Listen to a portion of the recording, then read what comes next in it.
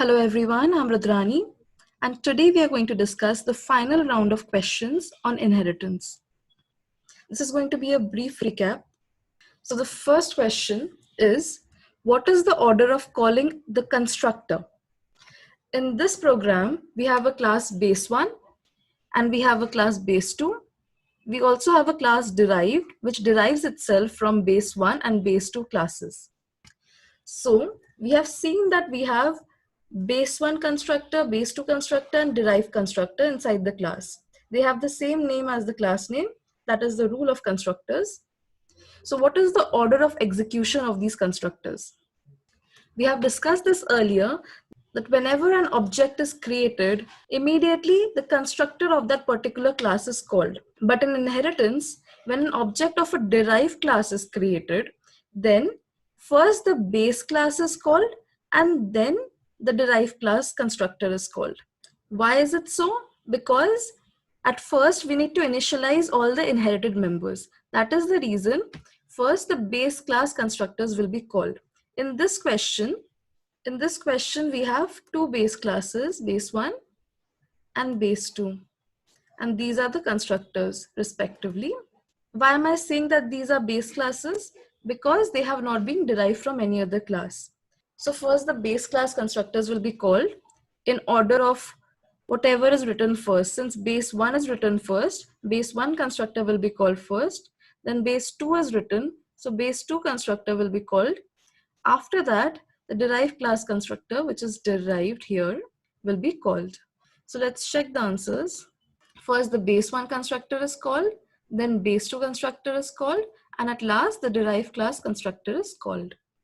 Second question, what is the order of calling a destructor? We know destructors in C++ is basically opposite of constructors. So in this case, we know at first, the derived class destructor will be called, followed by the base class destructors. That means whatever will be the order of calling constructors, here it will be the exact opposite. So first destructor of class derived will be called. We know destructors are automatically created when we exit a class. That means at this point, the destructor is created. So at first, derived class destructor will be called, then destructor of base class 2 will be called because base class 2 is second last, and followed by again destructor will be called. So base 1 destructor will be called at last. Let's check the answers here. First, the derived classes destructor is called at the ending point, terminating point. Then class base 2's destructor is called, followed by class base 1's destructor. It is in the exact opposite order of calling of constructors. So don't get confused. Question number 3. We have a class base and it has an integer array in it. We have another class B1 that derives itself from base. We have another class B2 that again derives itself from base. B1 and B2 is being derived from base. What do we call it? It's an hierarchical inheritance. Why? Because from class base, two separate classes are being formed, that is B1 and B2. But here in this case, at last, a class derived is being formed from the class B1 and B2. So now this derived class is being formed as a result of these two classes clubbing together. When you're writing properties of two different classes, is known as multiple inheritance. So this form of inheritance is multiple. As we can see earlier, it was what? Hierarchical, and now it is multiple. We are seeing two separate kinds of inheritance in one place. It does not have one particular type of inheritance, so it is a hybrid inheritance. So now the question asks, assume there is an integer that takes 4 bytes and there is no alignment in the following classes. Predict the output. That means in this case, the array of integers, this integer size is what? 4. So let's start from how we actually execute the program. That is, we start from main function. We always start from main function. So we print cout size of derived. So what is the size of this derived class? This is the question, right? So let's move step by step. What is the size of each integer? It is 4. So what will be the size of the array? The size of array will be 4 into 10, which is what? which is 40. Similarly, in class B1, we are deriving itself from class base. So what will be the size of class B1? It will also be 40. Again, B2 is deriving itself from base class. So what is the size of base? 40. So B2 will also be 40. What will be the size of derived class? The size of derived class will be 40 plus 40. Why? Because B1 is 40 and B2 is 40. So size of derived class will be what? 40 plus 40, which is what? Which is 80. So when we print Cout size of derived, so what will we get here? We will be getting the size of derived class. What is the size of derived class? We know it is 80 because it has been derived from two classes, B1 and B2. So what is the answer? The answer is option B, which is 80. Let's move to the next question. There is a class base which has public functions fun and fun, which is passing an integer. This is called function overloading because we have two functions of the same name, but different parameters are being passed. In one, there is no parameter. In another, there is just one parameter. This is called function overloading. We have another class, derived. Derived is being derived from class base. It also has a function called fun. Then we are calling int main. We know every program starts with main. Here we are creating an object D of derived class. Then D is calling whom? Is calling base functions function. That means through this D, we are accessing what? We are accessing this base classes, this function which has passed just one integer in it. So when we pass 5, are we supposed to get an error or not? This is the question.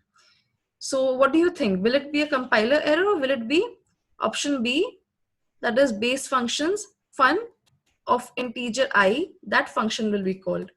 As we can see, object D is calling base classes function having one parameter or one argument of integer type. Since this is 5, which is an integer, it can easily be accessed and passed here. Thus, there will be no error. The answer is what? Answer is option B. There will not be any compiler error because in case of function overloading, where there are functions of same name in different classes, we have to specify specifically which function of which particular class we are looking at. So as we have specified specifically which class and which function, there will not be any error. Let's check the answer. Answer is B. Explanation: we can access base class functions using the scope resolution operator, which is two colons basically. Two colons together are called scope resolution operator. This is used to access functions of the base class. So we can use it even if it is made hidden by a derived class function. Question number 5. We have a class called base, which has protected integer a and public function base. We have another class derive1, which has derived itself from base class using public access specifier. We have a public kind of integer c. Again, we have a class derive2, which has been derived using class base using public access specifier. And we have another integer, which is c, inside derive2. We have another class derived, which has derived itself from derive1 and derive2 using public access specifiers in both cases. Inside we have public show, that is function is public in nature, and we are printing cout a. We can see that this entire structure, at first we are deriving derived 1 and 2 from base class. So this is a hierarchical kind of inheritance. Again, we are deriving derived from derive 1 and derive 2. This is a kind of multiple inheritance. So this program is again what? A hybrid structure. So when we start execution from what? We start from main always. We create an object D of derived class. And using this D, we are calling show. That means automatically from here, we will be going to this function show. Inside show, what do we have? We have to print A. Now the question asks, find the output. So there are three options given to us: compiler error in line cout A, option B 0, option C compiler error in class derived. Now let's check step by step. In option C, We are seeing compiler error in line class derive. We know there is no error in this. Why? Because we know this is a kind of what? Multiple inheritance. We are deriving one class from two different classes. So this option is wrong. So when we call show function, we are trying to print cout A. And we know that these classes, derive1 and derive2, have been derived from class base. And inside class base, we have integer A. Since we have integer A here, that means protected type integer A is also here in this class. We also have protected integer A in this class because we have derived itself from base. Now the question that arises is, when we print cout A, which A to print, whether we print this A or whether we print this A, that becomes the question. Because of this ambiguity, since we do not know which A to print, this question will give us an error. So option A is correct. Option A is correct because there is ambiguity of A. A is present in derived class 1 and derived class 2. So when derived class is created, two copies of A is present here. Since two copies of A is present, show function doesn't know which A to print. As we do not know which A to print, there will be error. Now let's check the answers. Answer A is correct. Why? Because this is a typical example of diamond problem of multiple inheritance. First we showed hierarchical inheritance and then multiple inheritance. Here the base class member A is inherited through both derive1 and derive2. So two copies of A in derived class is created, which makes the question of A ambiguous. Since we don't know which A to print, thus there will be compiler error. Let's come to question 6. There is a class base1 which has character C in it, which is public in nature. We have class base2 which has public integer C. We have class derive which has derived itself from base1 and base2 classes using the access specifiers public. Inside derive we have a function called show, and inside show we are printing the value of C. So when main function is called, we create a derived class object D. Using this derived class object D, we are calling what? Function show. So this function show is called, which is supposed to print what? Value of C.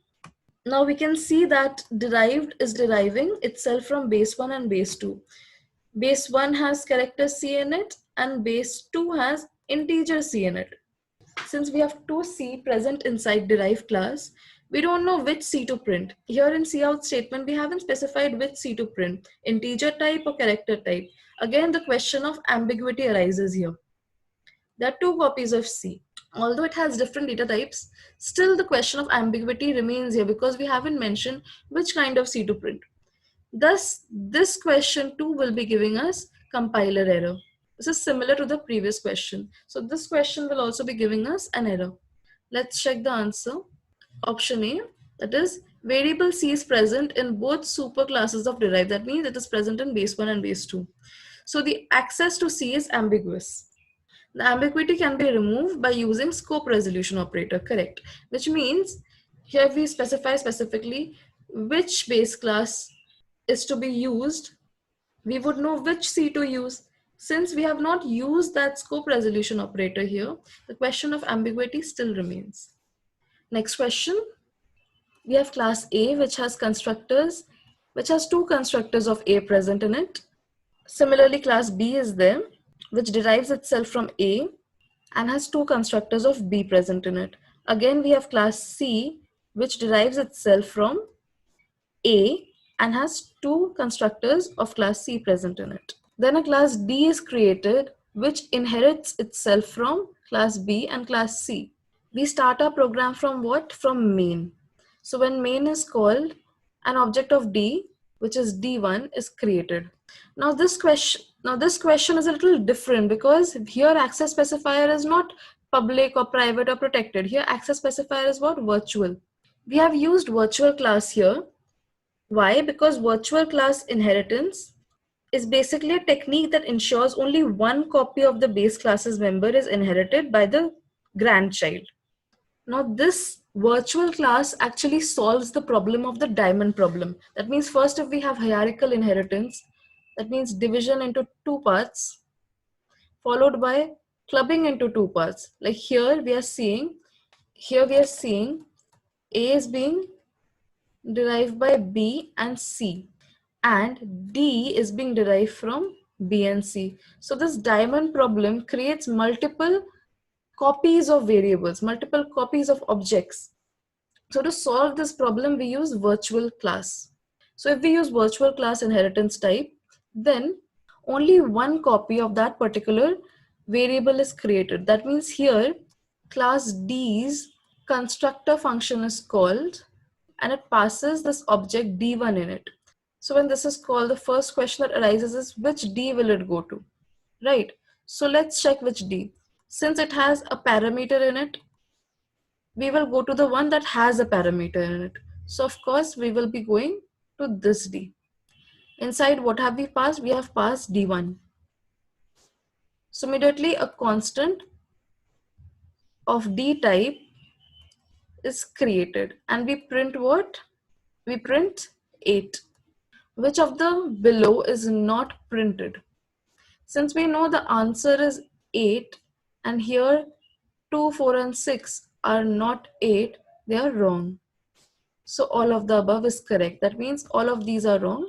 So what should be the answer? The answer should be 8. So here in this case, answer D is correct. Let's go to the next question. Describe and explain the form of inheritance.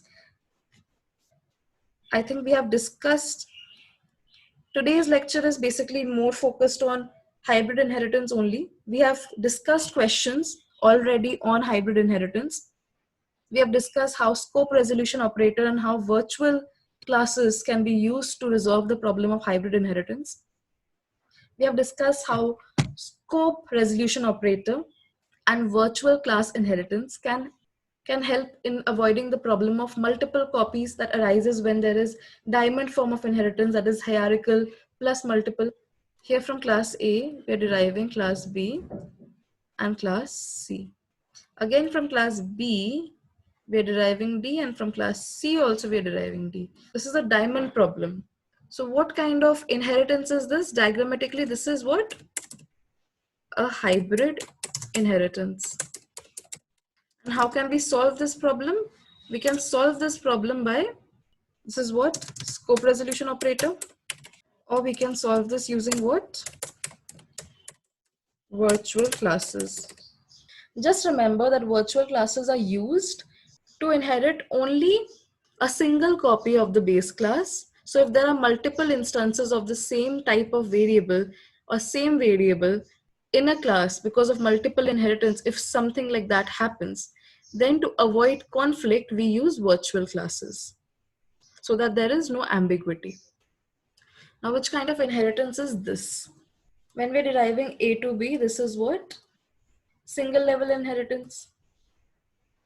Now we're deriving B to D, again a single level inheritance. But this entire structure is what? This is multi-level inheritance from A to B and then B to C. So this is what? Multi-level inheritance. We can see both C and B are involved in formation of D. That means class D derives itself from B as well as C. So this form of inheritance is basically multiple inheritance. The green one is multiple inheritance, whereas this red one is multi-level inheritance. Since we can see two types of inheritance here, we can say this entire structure is what? It is a hybrid inheritance. Now, knowing all these diagrams are important because some short questions may be asked. So we must understand which forms of inheritance is occurring in a diagram. Although these are just 2 marks questions or maybe 4 marks questions maximum, you must still know the graphical representation of inheritance, and also you must understand how constructors and destructors are called, which we have discussed. Thank you.